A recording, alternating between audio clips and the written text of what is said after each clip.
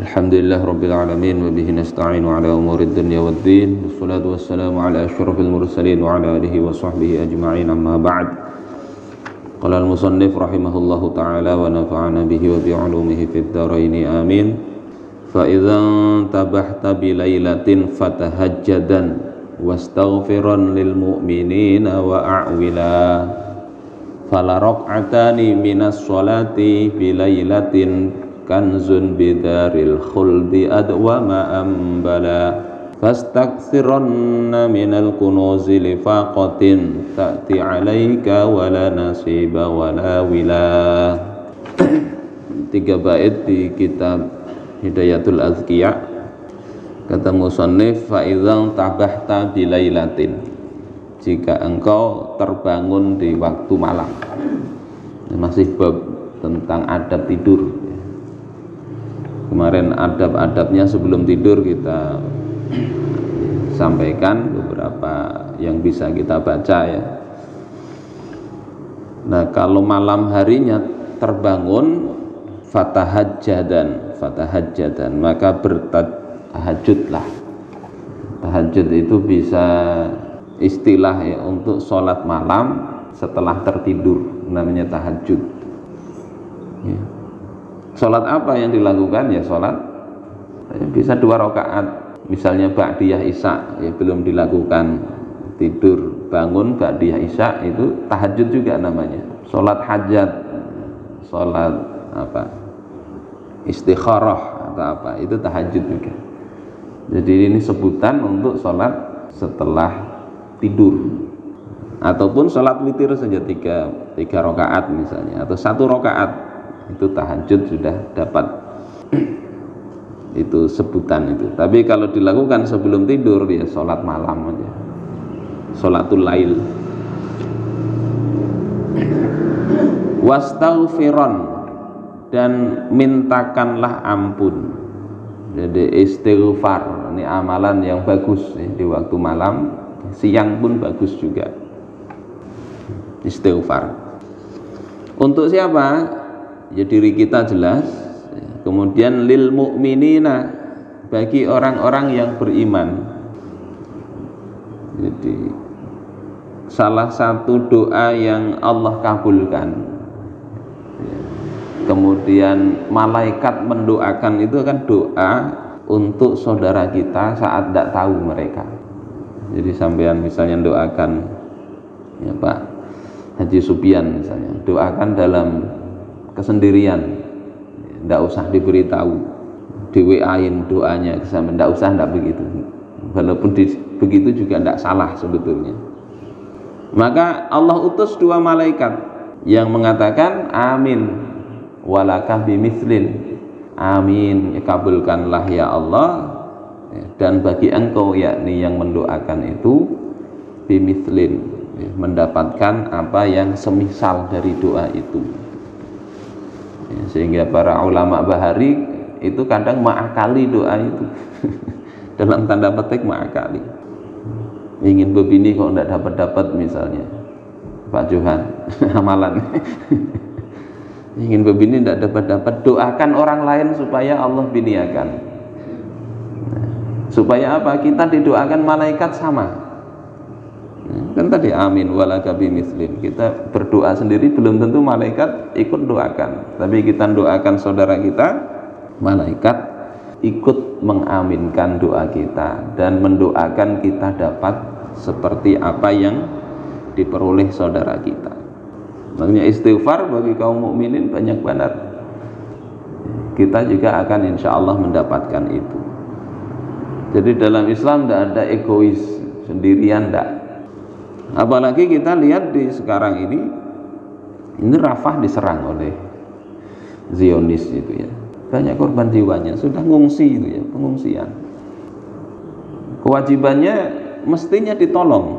Wa inistansorukum fiddin fa'alaikumun nasr, kata Allah dalam Al-Quran, kalau mereka minta pertolongan kepada engkau dalam urusan agama, dalam urusan pembelaan, fa'alaikumun nasr, maka kewajiban bagi engkau untuk memberikan pertolongan. Mestinya begitu. fardu kifayah. Fardu kifayah itu asal yang sekeliling itu nolong, selesai sudah, sanggup menolong bagi kaum muslimin yang dekat. Jauh itu terkena, andai yang dekat tidak sanggup. Tetapi bagi penguasa, di dalam kitab misalnya Umdatul Qari itu dijelaskan, bagi penguasa itu fardu ain. Fardu ain, wajib dirinya itu melakukan pertolongan. Ini sesama kaum muslimin malah sibuk konser musik ya di Arab. Ya Allah, perbatasannya malah ditutup. Gimana seperti itu? Maka kita ya berdoa, jangan lupa kita doakan secara umum maupun bagus secara khusus. Secara khusus kita khawatir nanti mereka di akhirat nuntut, ya Allah, umat Islam telah menyia-nyiakan kami. Itu ribuan bayi-bayi yang anak-anak yang terbunuh itu, coba di akhirat akan datang itu.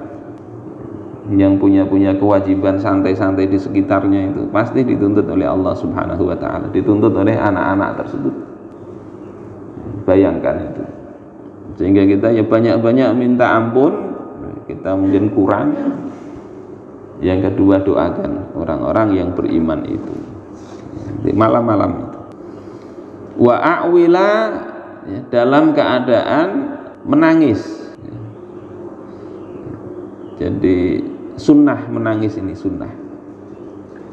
Kata Rasulullah, menangislah. Kalau tidak bisa menangis, berusahalah menangis di tengah-tengah malam. Dihadirkan itu, insya Allah Allah berikan rasa nikmat di hati itu dalam tangisan kita. Mungkin kita merasa tidak mampu, jangankan ngurus yang banyak, ngurus diri sendiri kadang juga berat ya, ngurus anak, istri ya, punya keluarga dan sebagainya, diganang orang tua ya, maka muncul bisa jadi nangis itu. Sahabat itu ada yang mau buka puasa kayak Abdurrahman bin Auf gitu. Lihat hidangan nangis, ditanya kenapa nangis, rupanya teringat dengan perjuangan Sayyidina Hamzah dengan Sayyidina Mus'ab bin Umair. Awal-awal itu teringat sahabat meninggal duluan, sementara sekarang nyaman kondisinya, harta banyak. Dulu waktu berjuang mereka kesulitan, belum sempat merasakan ya, yang nyaman di dunia. Sayyidina Mus'ab bin Umair ini awalnya anak orang kaya, paling ganteng, paling bagus tampilan. Orang sekarang nyebutnya apa? Stilis atau apa? Necis. Ya, pokoknya rapi, bagus gitu. Mus'ab bin Umair. Usia masih muda. Diutus Rasul ke Madinah itu usia 24 tahun. Untuk menyebarkan Islam 24 tahun. Masih anu.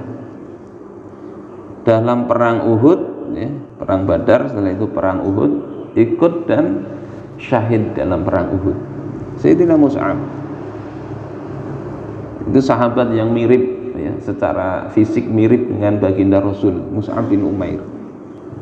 Sehingga ketika gugur dalam medan perang, orang-orang musyrik mengatakan Muhammad mati ya, Muhammad mati. Dikiranya Nabi Muhammad.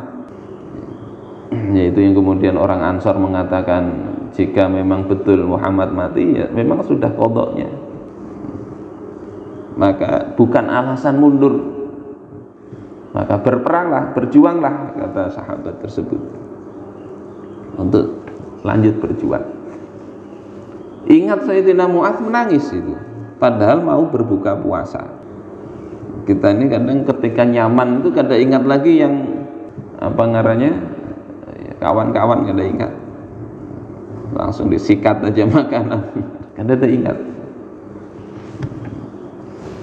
Dapatnya nasi berjubung sudah, makanan banyak benar, dipanggil kuitan gitu, kada mendengar. Jadi ini sunnahnya begitu, sunnah, tidak wajib memang, tapi kalau bisa lakukan. untuk melembutkan hati itu ya. Jadi bangun ya, tahajud, istighfar banyak-banyak, kemudian ya, berusaha menangis. Dan sudah kita bahas bahwasanya Rasul itu tidak kurang dalam sehari itu 70 kali beristighfar. 70 kali. Astagfirullah, paling pendek ya astagfirullah, astagfirullah, astagfirullah, astagfirullah. Kita ada apa misalnya kesandung atau apa ya astagfirullah, bagus. Dan dalam sebuah hadis dikatakan kan man aktsaral istighfar, dalam riwayat yang lain man lazimal istighfar, ya, siapa yang memperbanyak istighfar atau melazimi istighfar, maka Allah akan jadikan baginya dari setiap kesempitan ada jalan keluar. Min kulli dhaiqin makhrajan, sulit apa Allah berikan jalan keluar. Dari setiap kesedihan Allah berikan itu kelapangan, dan Allah berikan rezeki min haitsu la yahtasib wa razaqahu min haitsu la yahtasib. Allah beri rezeki dari jalan yang tidak disangka-sangka. Kalau seperti di surah apa itu, surah Nuh, faqultustaghfiru rabbakum innahu kana ghaffara, maka aku katakan kepada mereka, yakni Nabi Nuh berdakwah kepada umatnya itu, istaghfiru rabbakum, mintalah ampun kalian kepada Tuhan kalian, innahu kana ghaffara, sesungguhnya Allah itu Maha Pengampun, yursilis samaa 'alaikum midrara, maka Allah akan memberikan hujan kepada kalian dari langit, hujan yang memberi rahmat, wa yumdidkum bi amwali wa banin, dan akan memperbanyak kalian dengan amwal, harta, wa banin, dan anak. Jadi kalau kesulitan rezeki, istighfar banyak-banyak. Jadi itu salah satu fadilah. Jadi amalan apa? Amalan sederhana yang sudah di Al-Quran ada suruh istighfar, Nabi nyuruh istighfar sambil disertai sikap taubat. Sikap taubat artinya memang betul-betul kita minta ampun kepada Allah. Nah, kesalahan-kesalahan kita munculkan, kita menyesal itu, dan jangan diulangi, jangan diulangi. Kalau istighfar tapi tetap aja yang maksiat dalam hati, ya Allah mudah-mudahan maksiatnya tetap jalan, misalnya bisnis maksiat tetap dilaksanakan, itu malah bikin murka Allah Ta'ala ya. Wal yahzar kullal hadri, di dalam kitab apa itu Kifayatul Akhyar, wal yahzar kullal hadri, hendaklah berhati-hati dengan sangat berhati-hati, ayyastaghfira bilisanihi, dia beristighfar dengan lidahnya, wa qalbuhu musirrun ala baqa'ihi ala zulmir ra'iyah, sementara hatinya itu masih tetap terus-menerus menginginkan menzalimi rakyat. Jadi hatinya masih tetap ingin berbuat zalim, tapi lidahnya istighfar, istighosah, maka itu masuk dalam kategori dosa. Dosa karena apa? Dosa mengejek, ngolok-ngolok. Mudah-mudahan kita bisa amalkan ini. Hal yang sederhana, mudah di lidah itu. Astagfirullah, mudah. Mudah-mudahan juga dengan berkat istighfar itu yang kita masih tidak bagus, Allah hapuskan. Dan bisa jadi begitu. Yang kita bahas bab zikir, kata Imam Al-Ghazali, meskipun hati tidak ingat, zikir itu masih tetap bagus. Baca istighfar, hati tidak ingat misalnya lagi apa gitu, masih tetap bagus.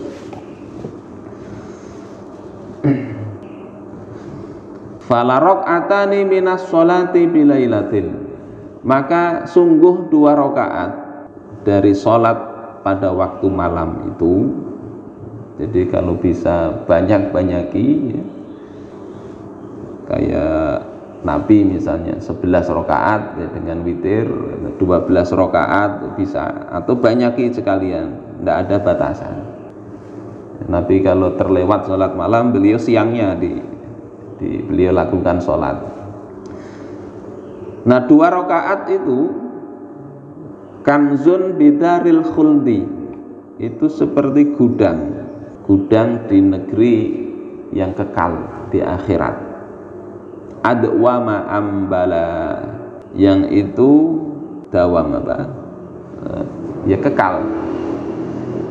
Ambala mulia. Kita punya gudang di negeri yang kekal, gudangnya itu juga kekal. Dan nyaman benar gitu. Kita punya duit kada berhabisan, biar kada usah banyak, ya 10 juta aja misalnya kan. Tapi kada mau habis kita ambil di dompet, mencungun lagi. Ya. Dengan dikasih rezeki 1 miliar tapi bisa habis. Nah, 2 rakaat ini perniagaan, kanzun itu gudang kebaikan. Jangan dilewatkan. Dan memang bukan hanya sholat ya, banyak tadi bisa zikir, tapi malam hari itu afdol sholat, taqarrub kepada Allah. Maka kemudian musannif mengatakan fastakthiranna minal kunuzi, maka perbanyaklah oleh kalian dari gudang-gudang itu, gudang kebaikan, lifaqatin ta'ti alaika, untuk mempersiapkan nanti kefakiran, kekurangan yang akan datang kepada engkau. Wala nasiba wala wila, pada saat itu tidak ada nasab, tidak ada pula rasa belas kasihan di hari akhir. Nasab secara umum tidak berlaku. Yauma la yanfa'u malun wala banun, dalam Al-Quran. Pada hari itu tidak bermanfaat, tidak berfaedah harta wala banun, dan juga anak-anak laki-laki diharapkan di dunia, di akhirat tidak berguna. Illa man atallaha biqalbin salim, kecuali yang datang menghadap Allah dengan membawa hati yang selamat, hati yang baik. Sehingga kalau di akhirat orang-orang non-muslim anaknya bagus sekalipun memang tidak bisa memberikan bantuan apa-apa. Ya, kalau dalam riwayat orang Islam ya memang ada kerabat itu bisa membantu, memberikan syafaat. Bahkan teman-teman satu jamaah ya, di musola nanti di akhirat bisa saling menolong. Ada hadis begitu. Makanya kita ya saling berharap saja, banyak-banyak teman orang-orang soleh ya, supaya ketika di akhirat bisa saling mencari nanti, mencari. Kan bagus Pak Johan ya. Nggak ada pesan mebel lagi kan ada di akhirat. Jadi mencari ini berkunjung ya sekeluarga, dan derajat mereka nanti di akhirat itu disamakan dengan derajat yang keluarganya paling bagus tadi. Jadi itu di Al-Quran ada ayat begitu. Jadi misalnya ada yang amalannya biasa, ada keluarga yang anaknya misalnya ini posisi tinggi di sisi Allah Ta'ala, maka bentuk kemurahan Allah. Kalau dipisahkan tidak senang, maka diikutkan. Kalau yang atas ke bawah kan tidak senang juga, maka yang bawah diikutkan ke atas, levelnya begitu. Tapi kalau masuk dalam kategori matinya kada beriman, kada kawan.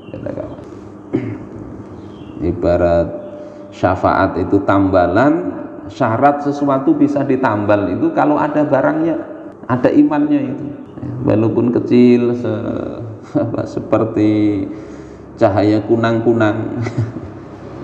Maka itu nanti walaupun masuk neraka dulu ada syafaatnya, itu dicari itu. Kalau kada ada bajunya lagi, apa yang ditambal? Beriman kada. Yang ditambal apanya? Enggak ada tambalan, enggak ada syafaat itu. Jadi enggak ada. Nanti di akhirat makanya berupaya amal perbaiki. Yaumala apa tadi sudah? Kalau di dalam surah Al-Ma'arij itu. Yawaddul mujrimu, orang-orang yang durhaka pada hari itu, pendosa, sangat ingin Ya wadul mujrimu apa itu?